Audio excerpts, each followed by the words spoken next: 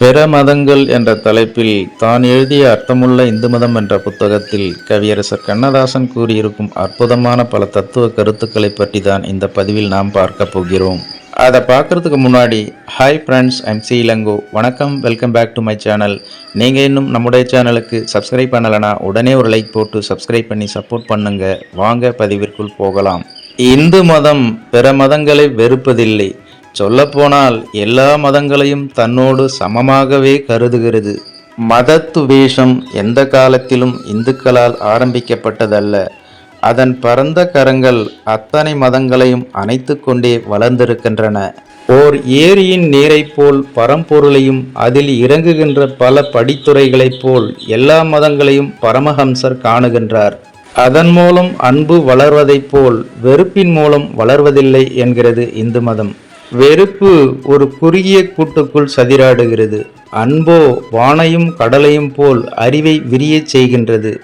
நிலத்தை பங்கு போட்டு கொள்வது போல் வானத்தை பங்கு போட முடிவதில்லை. நிலம் என்பது மதம், வானம் என்பது பரம்பொருள் என்கிறார் பரமஹம்சர். சமண மதம் பரவி கிடந்த காலத்தில் அதை கருவறுத்து சமணர்களை கழிவில் ஏற்றிய கூன்பாண்டியனும் மங்கையர்க்கரசியும் தான் பிற மதங்களை துவேஷித்த முதலாவதும் கடைசியுமான இந்துக்கள். அவர்களுக்கு முன்னாலும் சரி பின்னாலும் சரி இந்து மதம் யாரையும் வெறுத்ததில்லை.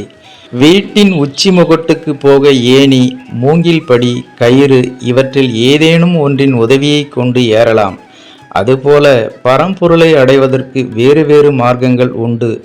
உலகத்தில் உள்ள ஒவ்வொரு மதமும் அப்படிப்பட்ட மார்க்கங்களில் ஒன்றைத்தான் காட்டுகிறது. மின்சார விளக்குகள் ஒளி மங்களாகவோ பிரகாசமாகவோ வெவ்வேறு இடங்களில் வெவ்வேறு விதமாக தோன்றுமாயினும் மின்சாரம் ஒரே இடத்திலிருந்துதான் வருகிறது.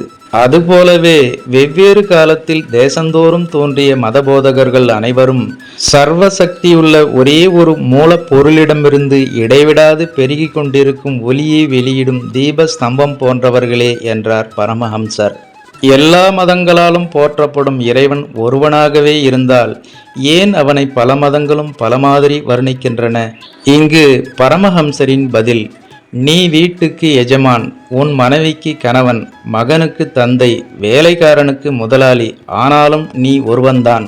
அவரவர் உன்னிடம் கொண்ட உறவு முறையை வைத்து உன்னை பார்ப்பது போல் பல மதத்தவரும் ஆண்டவனை பலவிதத்தில் பார்க்கிறார்கள். ராமகிருஷ்ணரின் இந்த வாக்கு இந்துவின் விரிந்த ஞானத்துக்கு எடுத்துக்காட்டு. இந்து மதத்திற்கு எதிராக பல கட்டங்களில் தோன்றிய நாத்திகவாதம் தானாகவே மடிந்து போனதற்கு காரணம் இதுதான்.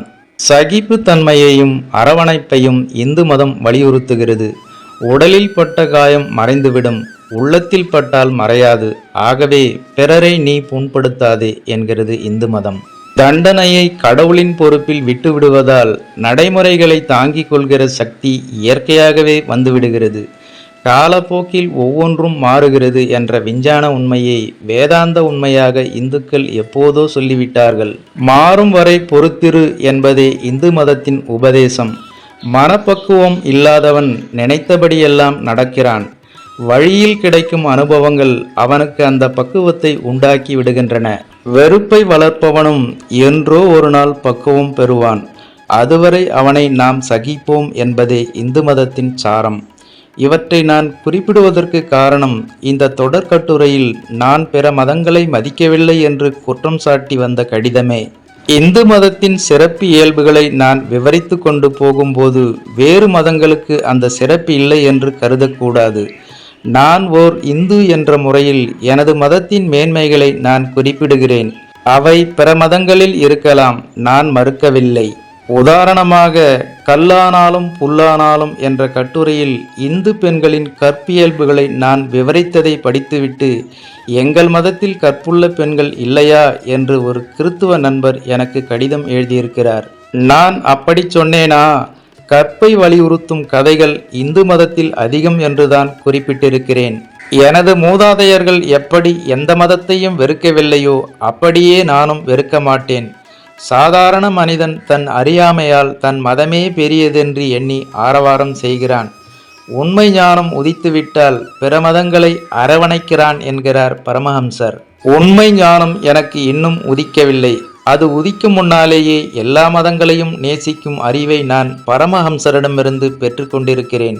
ஆகவே இந்த கட்டுரையில் தொடர்ச்சியாக இந்து மதத்தின் மேன்மையை நான் குறிப்பிடும் போதெல்லாம் பிற மதங்களில் அவை இல்லை என்று சொல்வதாக கருதக்கூடாது. என் மனைவி அழகானவள் என்று சொன்னால் அவன் மனைவி கேவலமானவள் என்று அர்த்தமல்ல. இவ்வாறு பிற மதங்கள் என்ற தலைப்பில் தான் எழுதிய அர்த்தமுள்ள இந்து மதம் என்ற புத்தகத்தில் கவியரசர் கண்ணதாசன் கூறியிருக்கும் இந்த ஒரு சுவாரஸ்யமான தத்துவ கருத்துக்களை பற்றி நீங்கள் என்ன நினைக்கிறீர்கள் என்ற உங்களோட கருத்துக்களை மறக்காம கமெண்ட்ல பதிவிடுங்க. மேலும் இதனுடைய தொடர்ச்சியை அடுத்த பதிவில் காணலாம். அதுவரை உங்களிடமிருந்து விடைபெறுவது ஐம் சி இளங்கோ. நன்றி, வணக்கம், வாழ்க தமிழ்.